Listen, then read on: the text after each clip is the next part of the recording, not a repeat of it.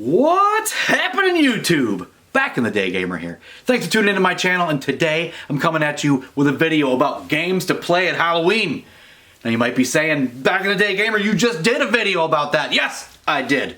But it was NES games. I had so much fun making the video, and a lot of you liked it so much, I decided I would make another video about games to play at Halloween, but not NES games. Because even though Back in the Day Gamer only plays games from back in the day, there are a lot of systems from back in the day. And there's a lot of fun games on those systems. And not only is Halloween the best holiday to coincide video games with the theme and the holiday itself, but there are a lot of games to play, and a lot of them you may not think of. And if you watch this video, and you realize it, maybe you'll play them in time instead of realizing it in November and then regretting it and putting it on your backlog to play next year. Like I always do. That's why I'm making this video.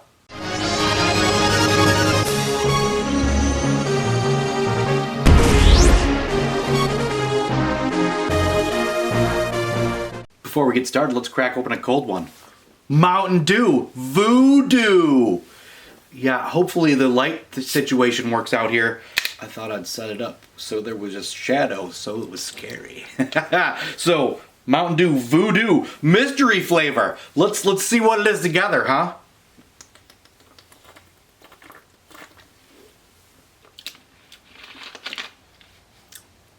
I have no idea. It's good. You can really taste the sugar. Let's get started with these games. So, I'm a big fan of Famicom and Super Famicom. We don't talk about it very much because I keep those here on the wall on the other side of my NES collection, which takes up most of my time, but I don't know. I don't have a good reason. And that's why we're going to start with it. First game is for the Famicom, and that is, you've never heard of this game. This alone is the reason to watch this video. Famicom. Zombie Hunter. So first off, you're probably saying, what, no Kid Dracula? No Splatterhouse?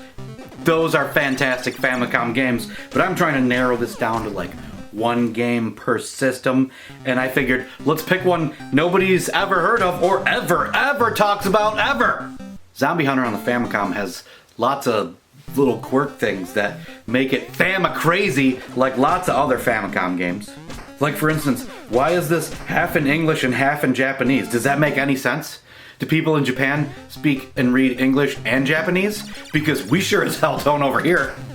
I really love the Famicom because it's more NES for me to discover. This game is an early action RPG, which is like my favorite genre. It's got a nice assortment of enemies, controls pretty well, cool background with decent graphics. Even though it's mostly in Japanese, you can joke your way through it by trial and error, figuring out how to use the items and whatnot. There's not that many choices where it makes it impossible. The soundtrack, however, does not really match the spooky theme. Now we're going to jump over to the Super Famicom. The game I selected for this system is one some of you may have heard of because it's not nearly as obscure as Zombie Hunter. I believe it's a manga of some sorts, but that is none other than Go Ackerman. And yeah, it's not focusing real well with my clever shadow lighting. Anyhow, this game's a lot of fun. You are a vampire. It's a platformer. Really like the graphics. It controls well. I like the enemies. Really like a lot about this game. And a couple years ago, or maybe more, I don't know, I'm old, I actually did play my way through it, but it was a lot of fun, and I'm going to play my way through it again this Halloween season, and I suggest you do so as well if you have the means. And by that, I mean, I hope now the game isn't insanely expensive like a lot of games have become. We're going to come back over to America and play a staple, which you knew was going to be on this list. This is the one I picked for the Super Nintendo choice. That is none other than Zombies Ate My Neighbors!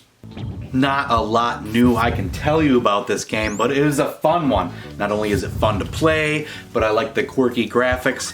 The enemies are the best part of this game in my opinion. Sometimes I get lost. Never actually gotten all that far in this game. I know it's a long one, but I have a lot of games, and I have a short attention span. So that's all I'm going to say about that. Moving over to the other 16-bit console, the Sega Genesis, I picked a homebrew that many of you may not have heard of.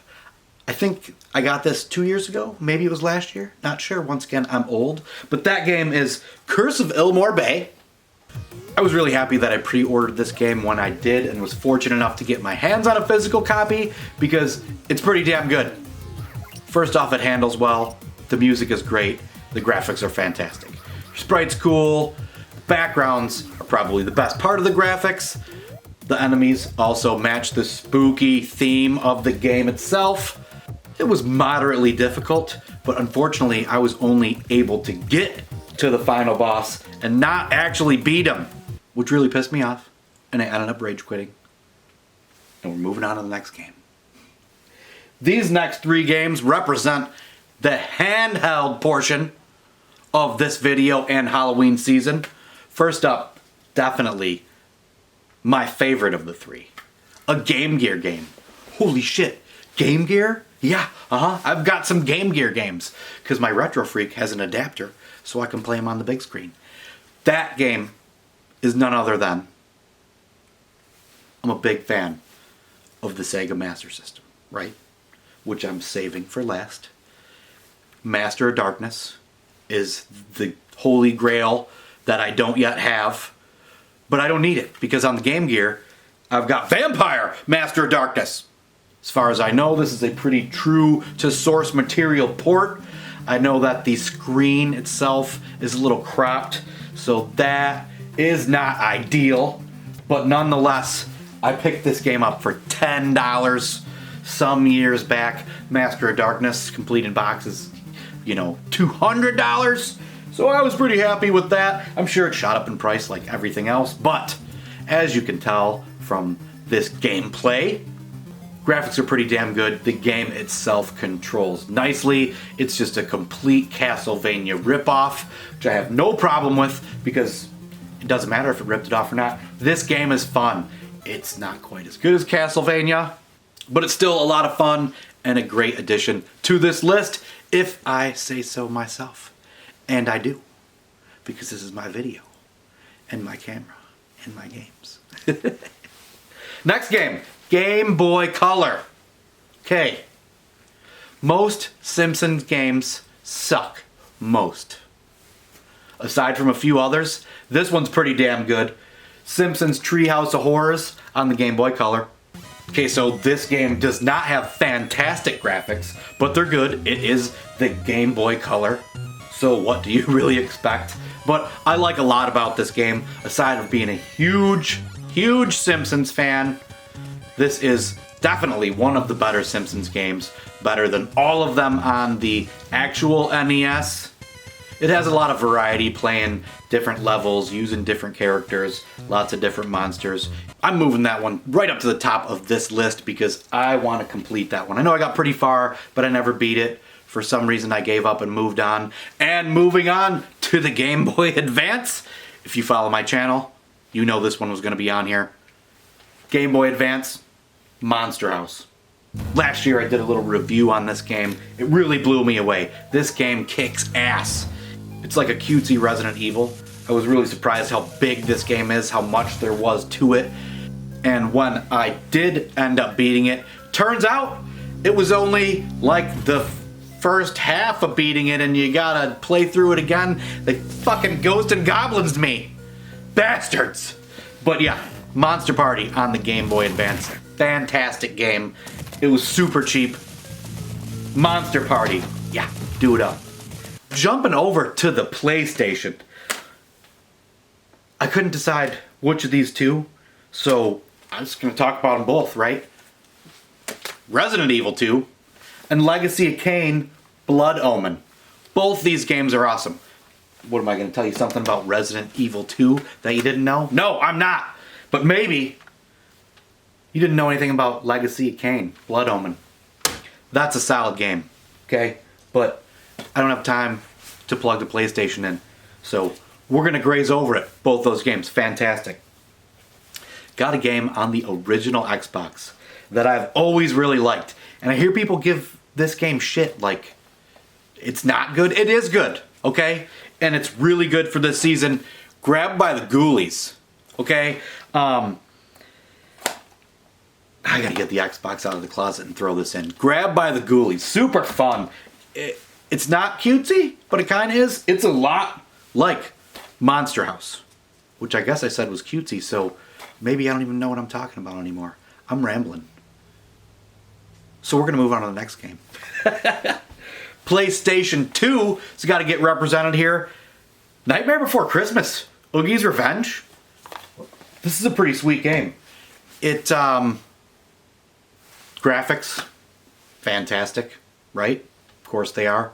Love that movie. I like watching that movie a little more at Christmas than I do at Halloween. But this, well, I didn't beat it, so I don't know how it pans out. But everything I played on it was in the Halloween realm. So that's why it's here on this list. Now, bringing us to the final game for this video. A game that I like a lot. And you probably don't. It's on the Sega Master System. I've got both the cartridge and the card version because I have a problem. But the one that I have here in my hand for the Sega Master System, Ghost House.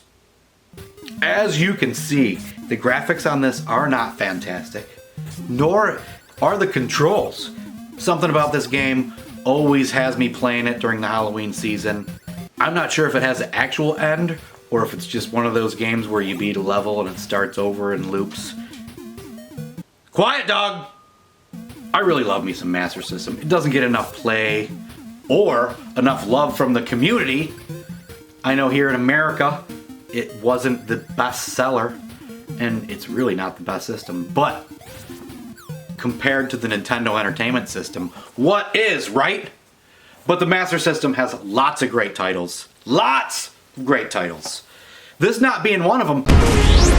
So that there is a nice stack of games to keep you busy through this Halloween season, coupled with my NES video. That could keep you busy for quite a while. Now, you probably don't have all these games, but more than likely have at least one or two. And if you don't, there's still time to get on the old eBay machine and get yourself a few of these. Some of them still gotta be cheap. Maybe. I don't know. I hope so. Like, comment, subscribe, all that jazz. Thanks for tuning into my channel, and until next time, YouTube, keep it retro!